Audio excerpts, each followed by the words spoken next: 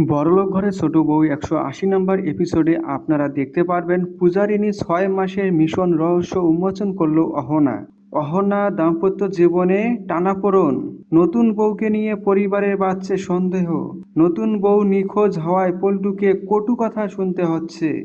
বিস্তারিত জানাবো, ভিডিওতে লাইক দিয়ে আমাদের সাথেই থাকুন। অহনা নিজের দাম্পত্য জীবনের জটিলতা নিয়ে মানসিকভাবে ভেঙে পড়ে।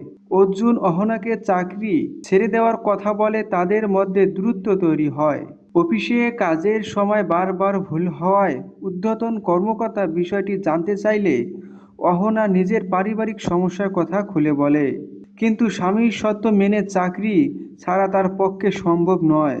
এর মধ্যেই আরও অহনা বলে, নতুন বউকে নিয়ে এক চাঞ্চল্যকর তথ্য বলে অফিসের বসকে। অহনা বলে, ভোরবেলায় নতুন বউকে জগমোহন স্ট্রিটে এক অজানা ব্যক্তির সাথে দেখা করতে যায়।